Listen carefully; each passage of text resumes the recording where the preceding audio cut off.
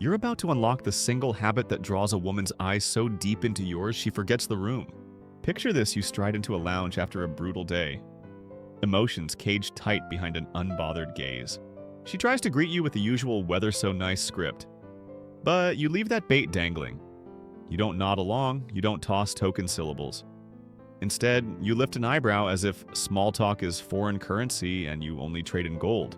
By the end of this video, you'll know exactly how to convert every idle exchange into a gravitational pull she feels in her chest.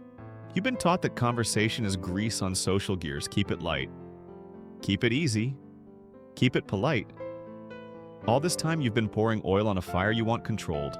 Because light talk diffuses heat, it smothers tension, and tension is the chemical that makes desire combust.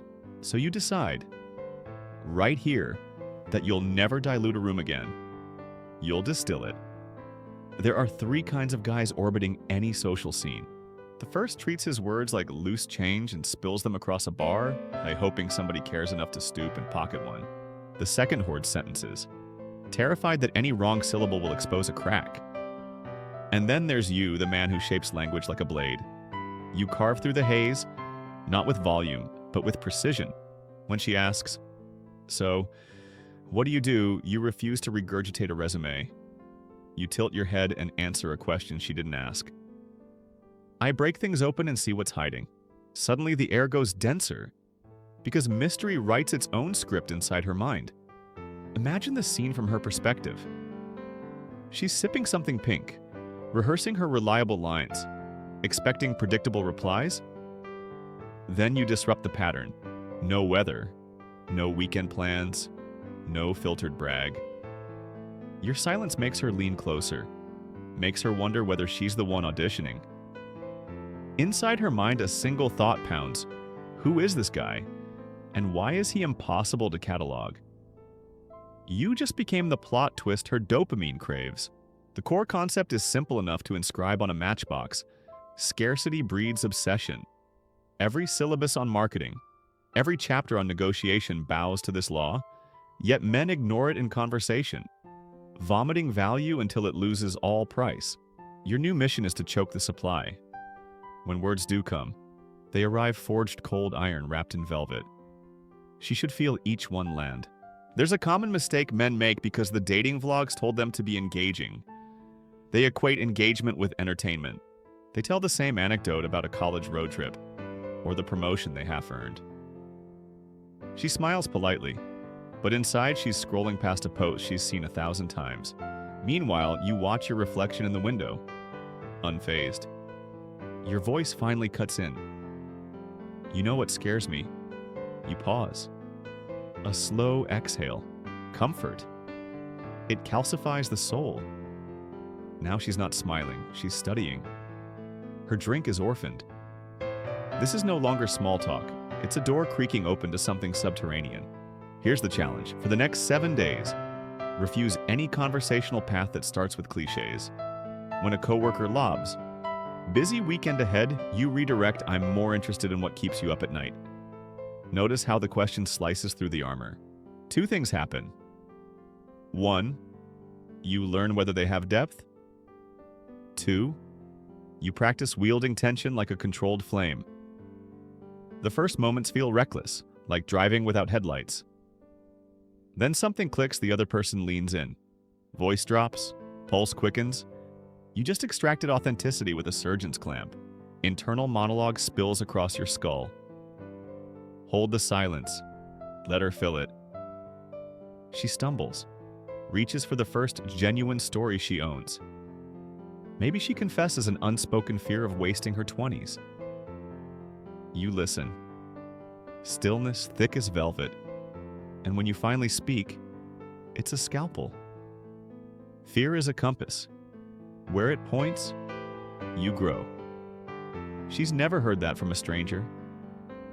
Suddenly you're no stranger. You're the mirror showing her raw nerve endings.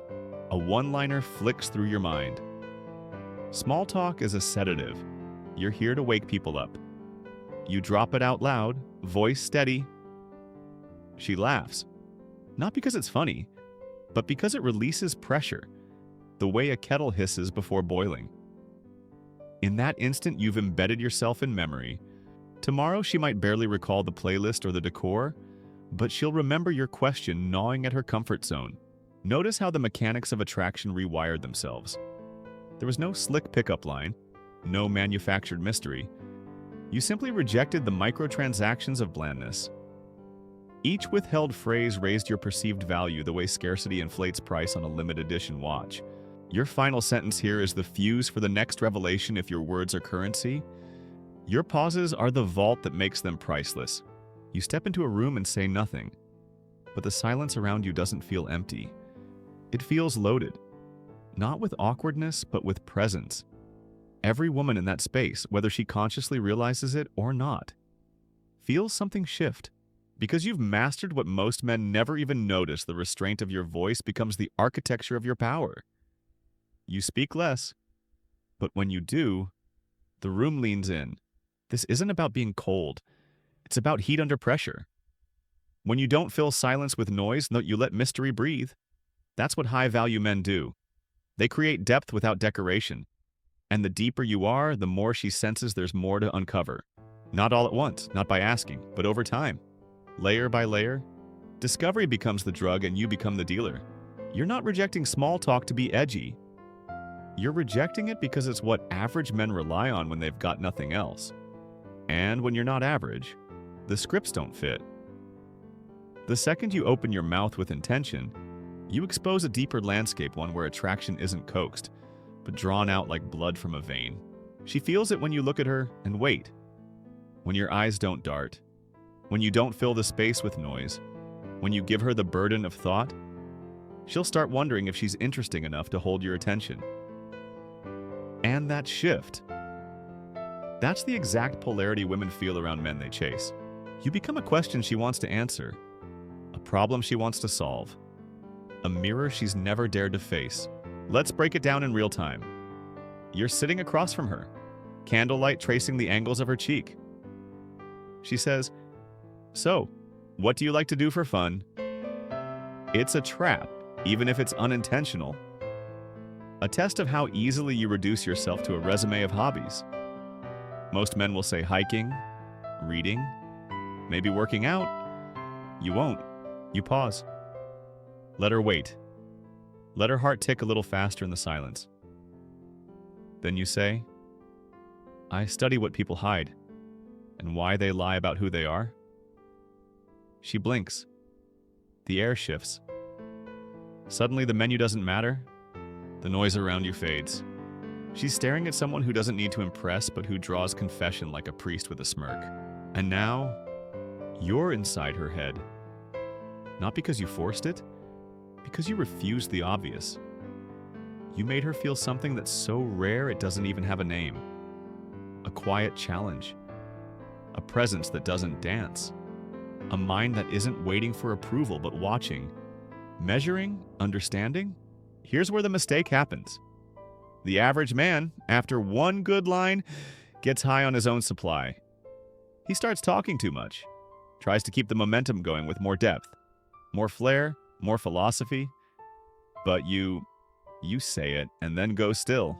Because the most powerful moment isn't in the delivery, it's in the echo. Let it ring. Let her imagine who you are when you aren't talking. The stories she'll write in her head are more seductive than any line you could craft. This is why women walk away from the nice guy who always has something to say and run back to the man whose silence haunts them. She remembers how she felt in your presence, not what was said. And feelings don't fade the way facts do. They rot slowly into obsession. Even in group settings, you're different. Others laugh too loudly, try to impress. You don't compete. You observe. You cut in only when the moment's begging for clarity. And when you speak, the whole group feels the air suck inward. That's power. Not dominance by force, but by contrast. You're not louder, you're more vivid. Because you're speaking from somewhere real. Here's what you need to internalize: mystery isn't something you put on. It's something you protect. Every sentence you don't say is a shield over the parts of yourself that only the worthy get to see. High-value men don't open the vault because someone smiled at them. They wait. They test. They watch for resonance. And she'll test you too. She'll throw you low-stakes chatter just to see if you bite. Don't. If she asks, "What's your favorite movie?" you flip it. Which film felt so real you couldn't sleep after? You just shifted the entire vibe from data collection to intimacy? That's the move. You don't answer questions, you convert them. You're not here to prove you're interesting. You're here to challenge her mind. And here's the punch: you're doing it with less, not more. That's what makes her spiral. You're not flooding her with your story. You're inviting her into a mystery. One word, one look, one pause at a time. She doesn't want to be entertained. She wants to be affected. And that's what your presence does. Not because you try, because you withhold until every word has a cost. Now remember this: men who chase laughs get forgotten. Men who make her think in silence are never erased. You walk away from the conversation before it ends. Not rudely, not abruptly, just deliberately. You don't wait to be dismissed. You don't hang on for another laugh, another moment of validation. You leave space behind you. And that space where your presence used to be becomes the vacuum that pulls her thoughts in. She replays your words in her head. Not because they were clever, but because they were clean cuts, sharp, intentional. There's a gravity to a man who doesn't speak to be liked. And she knows it. Whether she says it out loud or not. Something inside her is unsettled now.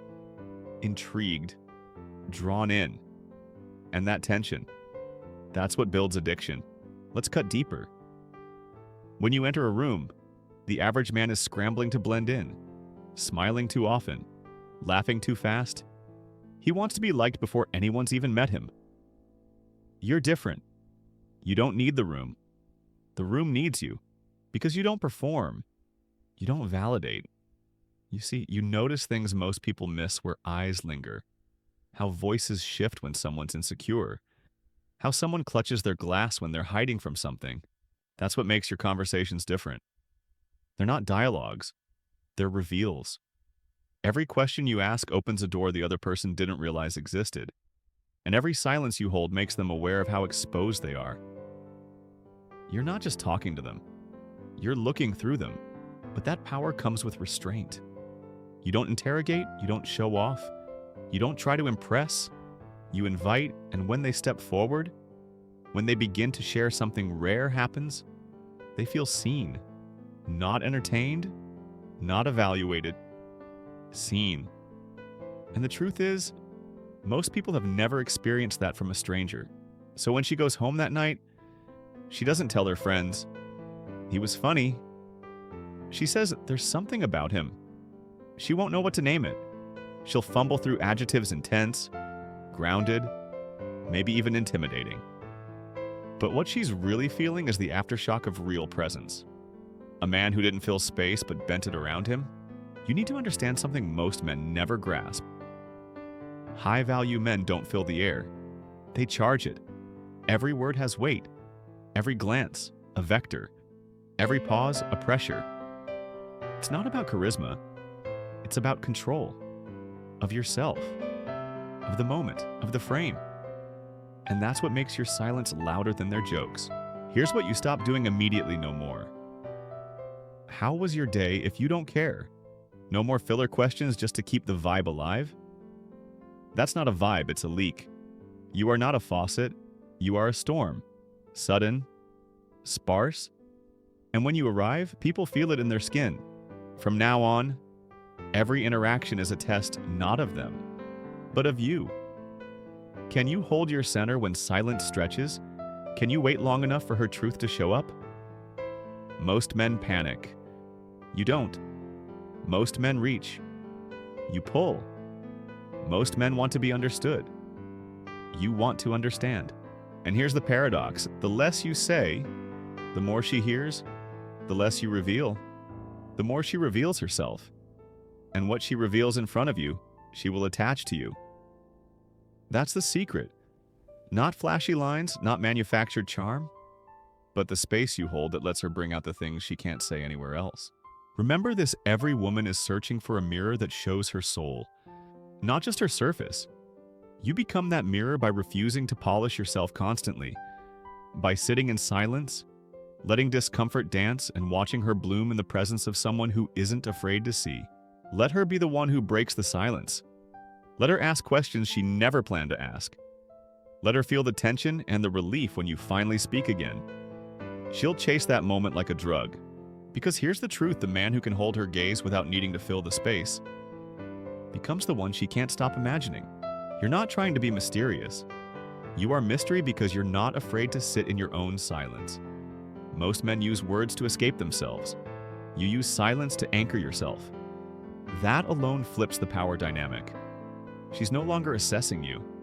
She's trying to figure out how she feels in your presence. And that shift, that's the beginning of deep attraction. When she can't predict you, she has to feel you.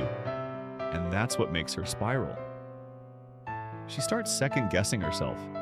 Did I say too much? Why didn't he laugh? Why do I care what he thinks? These aren't insecurities you caused. These are insecurities you revealed. And the revelation, it makes you unforgettable. Not because you solved her, but because you didn't need to. She realizes something else, something that hits her late at night. You weren't seducing her. You were listening, not just to her words, but to the space between them.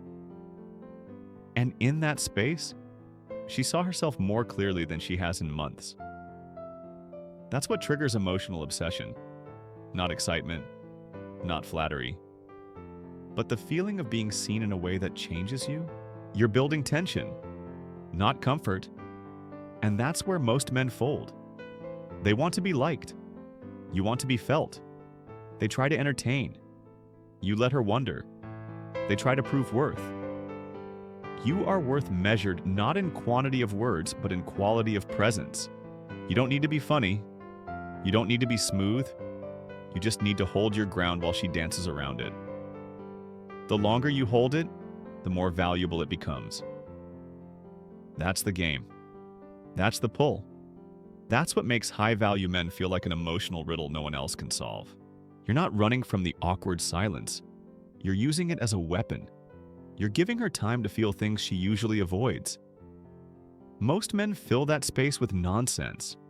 You let it breathe, and when it breathes, it stirs things inside her. Longing, curiosity, insecurity. All the components of desire. You never chase the easy line. You chase the moment when her guard drops, when her eyes shift, when her voice lowers and she whispers something she didn't mean to say out loud. That's the moment you live for. That's where the truth lives. And when you meet it with stillness, not shock, not praise, just steady presence, she collapses into the feeling of being truly known. She'll want to break the spell. She'll try to test you. She'll talk faster. Get playful. Throw distractions your way to regain control. Don't flinch. Just hold your frame. Say less. Look deeper. Let her realize she can't manipulate gravity. That's what you are to her now, gravity. And every time you leave the conversation, whether it's a date, a call, or a glance at a party, she walks away heavier. Not because you weighed her down, but because she's carrying the imprint of someone who didn't need her to perform. And once a woman has felt that contrast, she can't go back to small talk. She can't unfeel it. She can't replace it. You've permanently rewritten the standard. That's how deep attraction works. Not by climbing louder, but by sinking quieter. By now, you understand that your most powerful tool is absence. Not absence of attention, but absence of desperation. The less you need to be understood, the more she'll crave understanding you. The less you seek validation, the more valuable your validation becomes. The less you say, the more she listens. And the next time you speak, really speak, it won't feel like conversation. It'll feel like confession. She won't tell you this, but something inside her restructured after meeting you. You didn't seduce her with charm. You disarmed her with depth. Most men are noise. You are signal. You don't chase energy. You hold presence. You're not entertaining. You are remembered because while others flood her ears with clever lines, you let her drown in her own thoughts. And that's what makes you dangerous. Because she can't control the feeling. She starts scanning old conversations, wondering why they suddenly feel so shallow. Her tolerance for fake laughs, For what do you do for fun? For dead air filled with dead words, it's all collapsing. You ruined her appetite for mediocrity. Not by preaching, just by being. And now she's haunted. Not because you disappeared, but because you stayed with her. Silently, invisibly, in the corners of her mind. She's making excuses to see you again, and she doesn't know why. Her friends ask what's so great about you, and she can't explain it. He's different is all she says. And what she means is, he made me feel something I've never felt without trying. You didn't flirt. You listened. You didn't flex. You noticed. You didn't chase. You waited. And that's the paradox of presence. The less you try to create attraction, the more it builds. Because women don't fall in love with performers. They fall in love with space holders. The man who isn't moved by surface reactions. The man who doesn't seek warmth in a crowd but brings it with him. Quietly, unshakably, she can't shake you. And it's not what you said, it's how she felt in your silence. That's the imprint. That's the echo. And that's what makes you the most rare type of man, one who says very little, but leaves behind a storm. Let's talk about how this rewires your entire presence with everyone, not just women. Because when you stop treating words like tools for approval, people start listening harder. In meetings, in friendships, in negotiations, you no longer talk to fill. You speak to cut through. And the moment you begin living this, the world around you reorients. Men respect your pause. Women feel your depth. And both start wondering what it is you're holding back. And here's the answer. Nothing. You're not holding back. You've just stopped leaking. You've turned your nervous system into an anchor. Your voice becomes a controlled drop of ink in a clear glass. One word, and the entire room colors. That's the power of not performing. That's the force of a man who lives by internal reference, not external reaction. And when she leans in and asks, "What are you thinking about?" you don't rush to answer. You smile, maybe, or you let your eyes wander. You let the silence grow roots. And finally, when you speak, it lands like prophecy. I'm watching you try to hide the part of yourself you want someone to see. She exhales like a confession. You didn't pull it from her. You made space for it. And that space is where her desire is born. Not in laughter, not in approval, but in the terrifying relief of finally being felt. Here's what you leave her with. Not memories, not stories, not a highlight reel of charm, but an emotional ache for more. That's what high-value men do. They don't win the conversation. They end it early and walk away holding the gravity of what could have been said. You want her obsessed, make her finish the conversation alone in her head. You want her addicted. Speak just enough that her imagination has to do the rest. You want her loyal, show her the part of herself she never met until she met you. And never, ever chase closure. Because a man who needs closure was never the one creating the story. You were always the story. The blank page she never filled. The question she still doesn't have an answer to. And that, brother, is how you become the man she can't stop dreaming about.